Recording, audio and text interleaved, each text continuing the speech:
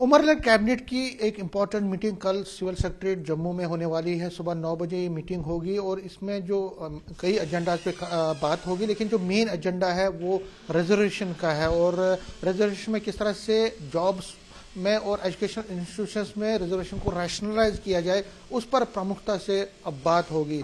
सबकी नजरें इस कैबिनेट मीटिंग पे हैं। नेशनल कॉन्फ्रेंस लगातार इस मुद्दे पे अपना रुख पहले ही बता चुकी है, लेकिन फिर एक बार बात करेंगे हम नेशनल कॉन्फ्रेंस के सीनियर लीडर और जम्मू प्रोविंशियल प्रेसिडेंट रतनलाल गुप्ता जी से। सर, कल बड़ी इंपॉर्टेंट मीटिंग होने वाली है और इस मीटिंग में रिजर्वेशन मेन एजेंडा रहेगा। क्या आपको लगता है कि जो आपकी कमिटमेंट है रैशनलाइज करने की, वो उसमें हो जाएगा अगर इस पे बात होती है? देखिए, कैबिनेट की हर मीटिंग जो है इम्पॉर्टेंट होती है। कल भी मीटिंग हो रही है, उसमें एजेंडा आए होगा उसका। जैसे आप कह रहे हैं रिजर्वेशन के लिए, तो हमारे इलेक्शन मैनिफेस्टो में हमने वहाँ कहा था कि साहब हम रिजर्वेशन को रैशनलाइज करेंगे। उसी सिलसिले में एक कमेटी बनाई गई, मिनिस्ट्रियल कमेटी, सब कमेटी बनाई गई। उसमें स्कीना इटू जी मैडम जो है हमारे एजुकेशन और सोशल वेलफेयर के मिनिस्टर हैं, हेल्थ के मिनिस्टर हैं, तो वो चेयरमैन थे। उन्होंने अपनी रिपोर्ट दी है। अब वो रिपोर्ट पे सोच विचार होगा और जो फैसला गवर्नमेंट चाहेगी वो लिया जाएगा, जो मुनासिब होगा। मतलब इसमें दिक्कतें हैं। दिक्कतें ये हैं कि अगर आप देखें तो जो एसटीज हैं, एससीज हैं, उनको ज़्यादा कोटा दिया गया है और जो डिमांड है कि उनके कोटे को कम करके दूसरी तरफ लिया जाए। तो आपको क्या लगता है कि कहीं ना कहीं अगर आप एक को खुश करना चाहें तो दूसरा नाराज हो जाएगा? यहाँ खुशी और नाराजगी की बात नहीं है। एक सब कमेटी मिनिस्ट्रियल बनी है, उन्होंने अपनी रिपोर्ट दी है, उस पर सोच विचार होना था। तो जो भी कैबिनेट सोचेगी, विचार करेगी, उस पर जो फैसला होगा वो चलेगा। मतलब आप कहीं ना कहीं, क्योंकि अपोजिशन के लोग को ये कह रहे हैं कि ये लोग रिस्क नहीं लेना चाहते, क्योंकि देखिए अगर आप गुजर बकरवाल की बात करें, पहाड़ीज की बात करें या शेड्यूल ट्राइब्स की बात करें, शेड्यूल कास्ट की बात करें, उनके भी कई एमएलए आपके हैं। उनका एक वोट बैंक आपको, अगर आपको कटेल कर रहे हैं, उनको ओपन कैटेगरी के लोगों को कोटा बढ़ा रहे हैं, तो कहीं ना कहीं एक कॉन्फ्लिक्ट होगा। तो ऐसा कहा जाता था कि अभी तक आप उसी से बचने की कोशिश कर रहे थे। देखिए, जब सब कमेटी ने एक रिपोर्ट दी है, अब वो रिपोर्ट सामने आएगी, उसमें सोच विचार होगा। यहाँ किसी को खुश करना या किसी को नाराज करने की बात नहीं है। जो भी रिपोर्ट पे देखेंगे, कैबिनेट जो फैसला लेगी उस पर सोच विचार होगा और जो होगा देखिए आपके सामने आ जाएगा। जो भी वो फैसला करेंगे आपके सामने आएगा। एक और मुद्दा है माता वैष्णो देवी का, और आज कल शाम को ही leader of opposition Sunil Sharma अपने कई एमएलए के साथ दिल्ली गए हैं। जेपी नड्डा से वो बात करेंगे, जो कि health minister, union health minister है। वो कह रहे हैं कि इसका कोई ना कोई समाधान निकलना चाहिए। और ऐसी भी खबरें हैं कि हो सकता है कि इन बच्चों को जो वहाँ पे एडमिशन जिनको मिला है, उनको दूसरी जगहों पर शिफ्ट किया जाए, उनको दूसरी यूनिवर्सिटीज़ में एडमिशन दिया जाए। बड़े दुख की बात है कि बीजेपी ने वही अपनी बात जो पुरानी है हिंदू मुस्लिम की, वो अब एजुकेशन में भी ये जहर घोलने का काम शुरू कर दिया है। आप अंदाजा लगाइए कि माता वैष्णो देवी यूनिवर्सिटी है, उसके अपने जो बिल उस वक्त पास हुआ, उसमें कहीं नहीं था कि ये माइनॉरिटी की यूनिवर्सिटी है या मेजॉरिटी की यूनिवर्सिटी है। ये एजुकेशन का सिस्टम है, वहाँ हिंदू भी पढ़ सकता है, मुस्लिम भी पढ़ सकता है, हर कोई पढ़ सकता है। और ये जो मेडिकल कॉलेज जो है, ये माता वैष्णो देवी यूनिवर्सिटी के साथ एफिलिएटेड है। जैसे ऑनरेबल चीफ मिनिस्टर साहब ने कहा कि इनको ज्यादा परेशानी थी तो इसको मिनॉरिटी स्टेटस दिलाते। अब कसूर एलजी साहब का है। एलजी साहब को चाहिए था कि जिस दिन पहले ही ये बात सामने आई कि मुस्लिम बच्चे वहां गए हैं, मेरिट पे गए हैं, किसी ने नॉमिनेट थोड़ी किया, उन्होंने मेरिट पे नीट का एग्जाम दिया, मेरिट पे गए और मेरिट पे यहां उनको जगह उन्होंने बोर्ड ने दी, वहां जाके उन्होंने एडमिशन ले ली।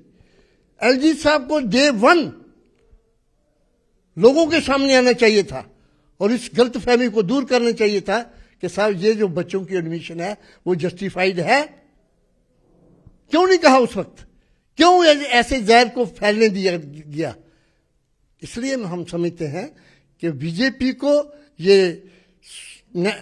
जो मुल्क है ये सेकुलर मुल्क है। सेकुलर की मुल्क के अंदर सेकुलरिज्म की इनको कदर करनी चाहिए। अगर ये चाहते हैं कि माता वैष्णो देवी यूनिवर्सिटी को ये मेडिकल कॉलेज को यहाँ सिर्फ हिंदू ही पढ़े, मुस्लिम कोई ना पढ़े, तो फिर मैं समझता हूँ मोनार्टी का स्टेटस ले और वहाँ से डायरेक्शन दिला दें गवर्नमेंट ऑफ इंडिया से कि साहब हाँ यहाँ सिर्फ हिंदू ही पढ़ेंगे, मुस्लिम कोई नहीं पढ़ेगा, तो वैसे कर लीजिए।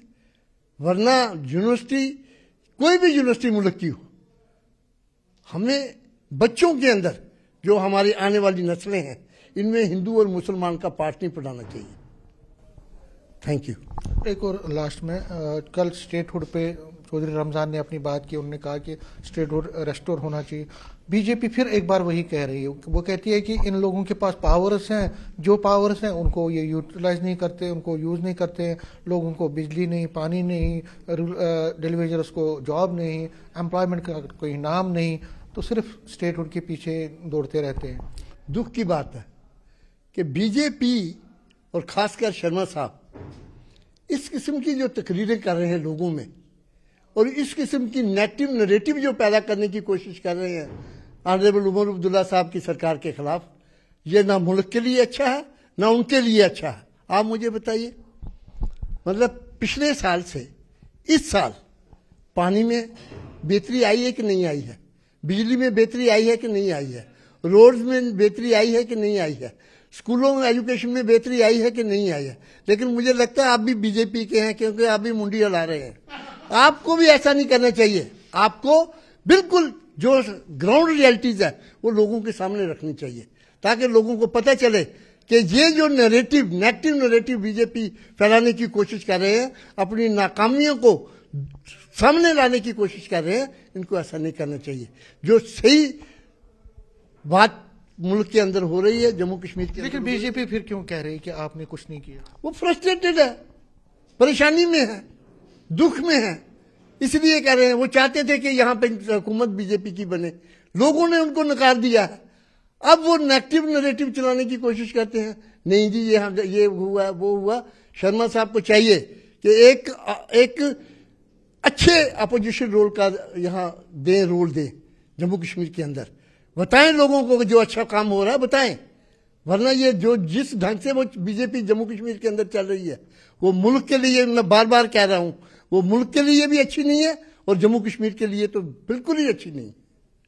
और मैं जो हमारे 3 MPs राज्यसभा के अंदर गए हैं, मैं उनको मुबारकबाद पेश करता हूं कि पहले दिन ही उन्होंने पूरे मुल्क के अंदर और राज्यसभा के अंदर स्टेटहुड का जो मसला रखा है, मैं उनको मुबारकबाद पेश करता हूं। और इस वक्त ऑनरेबल प्राइम मिनिस्टर भी वहां बैठे हुए थे, उनको रिमाइंड करवाया गया है कि साहब on the floor of the house आपने भी और आपके होम मिनिस्टर ने भी जम्मू कश्मीर के लोगों के साथ वायदा किया था कि इलेक्शन के फौरी बाद यहां पे स्टेटहुड दिया जाएगा। लेकिन बदकिस्मती के आज 13 महीने बीतने के बाद भी आप स्टेटहुड नहीं दे रहे हैं। अपना जो जम्मू कश्मीर के लोगों के प्रति आपने जो रवैया अख्तियार किया है, मैं ये समझता हूं कि ये जो पार्लियामेंट चल रही है इसमें स्टेटहुड का बिल फौरी तौर पे लाया जाए और जम्मू कश्मीर के लोगों का ये जो आपने कहा था, जो अपोजिशन की मीटिंग हुई थी दिल्ली में आपने बुलाई थी, उसमें कहा था दिल्ली की दूरियां और दिल की दूरियां ये दूर होनी चाहिए। ये जो आपका रवैया है इस वक्त, मैं समझता हूं इससे दिल की दूरियां भी दूर हो रही हैं और ये दिल्ली की दूरियां भी दूर हो रही हैं। मेरी आपसे एक बार फिर प्रार्थना करता हूं मैं और मेरे ऑनरेबल जो MPs वहां गए हैं राज्यसभा में, जो उन्होंने तकरीर की है, मैं आपसे फिर एक बार जम्मू कश्मीर के लोगों की तरफ से प्रार्थना करता हूं कि जो आपने वायदा किया है स्टेटहुड का, फौरी इसको ये बिल लाइए पार्लियामेंट के अंदर और स्टेटहुड जो है वो रिवाइव कीजिए, जहां जम्मू कश्मीर में रिस्टोर कीजिए। जम्मू कश्मीर के लोगों का यही एक बहुत बड़ा मुतालबा। आप मान लीजिए इस बात को कि जम्मू कश्मीर के गवर्नमेंट को उड़चने पैदा जो एलजी साहब कर रहे हैं, ये मुल्क के लिए भी अच्छी नहीं है और जम्मू कश्मीर के लिए भी अच्छी नहीं है। हर बिल को हमारे हर मतलब ये जो फाइल जाती है उसको रोकना, आप कहां तक इंसाफ देंगे जम्मू कश्मीर के लोगों को। मैं एक बार फिर जम्मू कश्मीर के लोगों की तरफ से जनाबे ऑनरेबल प्राइम मिनिस्टर साहब और ऑनरेबल होम मिनिस्टर साहब से दरख्वास्त करता हूं कि इसी सेशन में आप स्टेटहुड रेस्टोरेशन का बिल लाइए और इसको पास कीजिए और जम्मू कश्मीर के लोगों की ये जो तमन्ना है उसको दूर कीजिए। इससे आपके दिल की और दिल्ली की जो दूरियां हैं वो दूर होंगी। थैंक यू करने के लिए शुक्रिया। कैमरामैन साहिबा के साथ में समीर भट्ट, न्यूज़ 18 जम्मू।